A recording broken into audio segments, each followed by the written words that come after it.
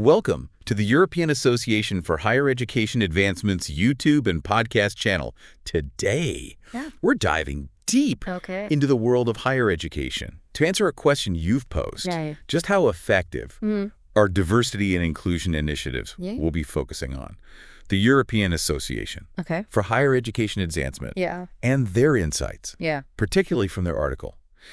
The role of diversity and inclusion in higher education. The EAHEA plays a crucial role in this space. They're a non-governmental organization dedicated to quality assurance in education across Europe and beyond.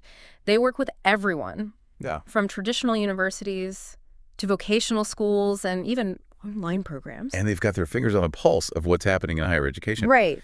It's fascinating that their article has racked up 1,790 reads. That tells us this is a hot topic. Definitely. That kind of engagement signals a real hunger for information and best practices around diversity and inclusion. But understand why it's so important. We need to think about the end goal. What does a truly inclusive higher education system look like? And how do we get there? The EAHEA article dives into this, starting with admissions. If universities want diverse student bodies, they have to attract them in the first place. Absolutely. It's about casting a wider net and recognizing potential beyond traditional metrics. Some universities are experimenting with holistic admissions, looking at factors like socioeconomic background, personal experiences, and even a student's commitment to community involvement alongside grades. It's like saying, hey, there's more to a student than just their test scores. Right. This approach seems way more human. But even with a diverse student body, the learning experience itself needs to be inclusive. And that brings us to the curriculum. Exactly. If the curriculum only presents one dominant perspective, are students really getting a well-rounded education? The EAHEA emphasizes the importance of a curriculum that reflects diverse voices and challenges students to think critically about different viewpoints. For example, instead of a history course solely from the perspective of the victors, imagine learning about the same event from those who were colonized, or from those who witnessed it unfold. It adds so many layers to our understanding. Exactly. And that kind of multifaceted learning experience is crucial for preparing students to navigate a world that is increasingly interconnected and diverse. But it's not just about what we teach. It's also about who's doing the teaching.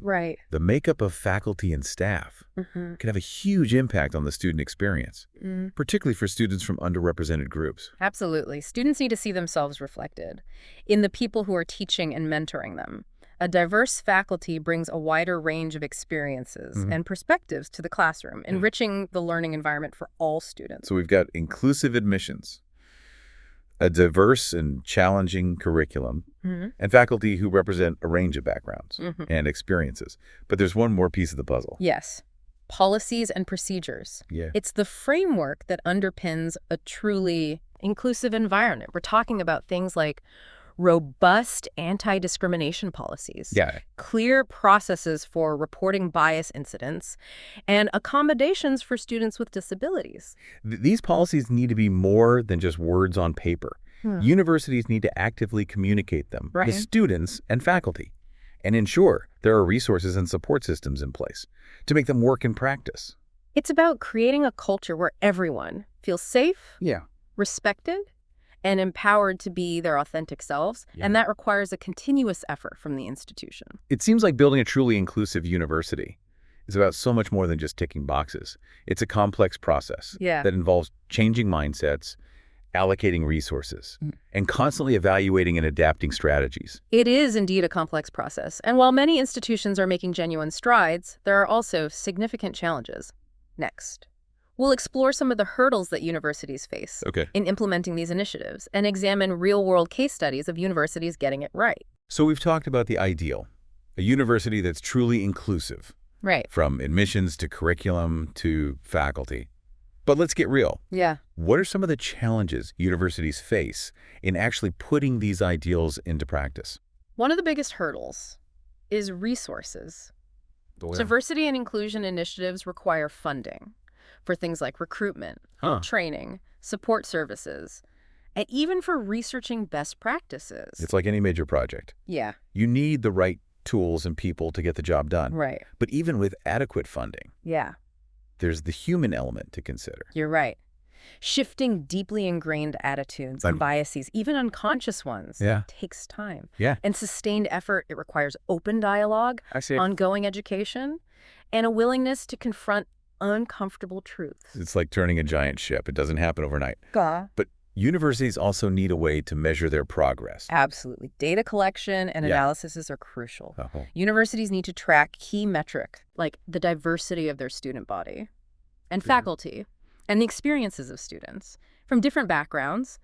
This data can help identify areas where they're falling short and inform strategies for improvement. So it's not enough to just talk about diversity and inclusion.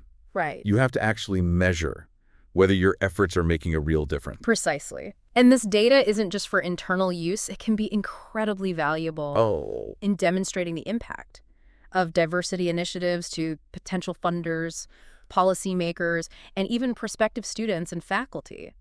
We've focused a lot on the university's role. But what about the students themselves? They're not just passive recipients of these initiatives. Absolutely not. Students are powerful agents of change.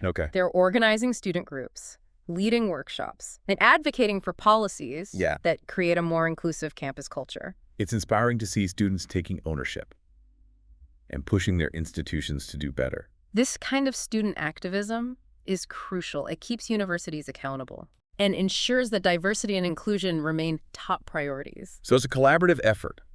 Universities need to provide the infrastructure and support. But students have a vital role to play in shaping the culture and holding institutions accountable. It's a dynamic partnership that benefits everyone. But let's move beyond the theoretical. What does a truly diverse and inclusive university look like in practice? I'm curious about that too. Are there specific examples of universities that are getting it right?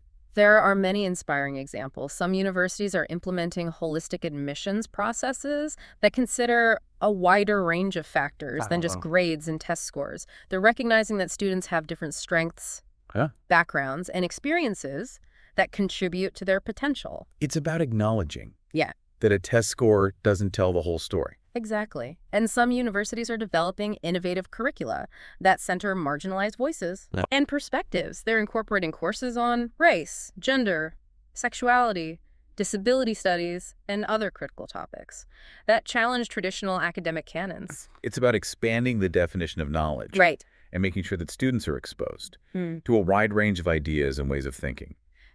Beyond the classroom, some universities are creating dedicated spaces for students from underrepresented groups to connect, build community, and find support.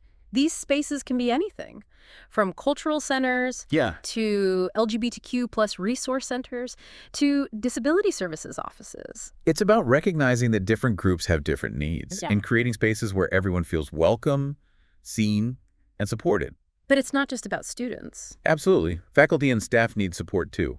Many universities are investing in training and professional development programs for faculty and staff on topics like implicit bias, inclusive teaching practices, and creating a welcoming classroom environment. It's about equipping educators with the tools and knowledge they need to foster an inclusive learning environment for all students. But these examples highlight something really important. Diversity and inclusion are not a destination. You've hit the nail on the head. They're a journey. It's the ongoing process of learning, adapting, and striving to create a more just and equitable environment for everyone. We've covered a lot of ground in this deep dive exploring how universities are trying to create more inclusive environments. But I think it's important to bring it back to our listener. You know, this isn't just an abstract concept happening in ivory towers. Diversity and inclusion have real-world implications for everyone. Think about it. Universities are training grounds for the next generation of leaders. The more diverse and inclusive those environments are, the more likely we are to see positive change in all areas of society.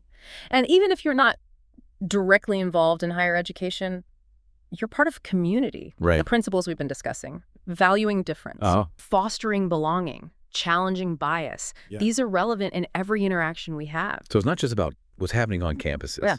It's about how we treat each other in our daily lives. How we build relationships. How we create spaces where everyone feels safe and respected. And this brings us back to the EAHEA's mission. They're not just focused on academic standards.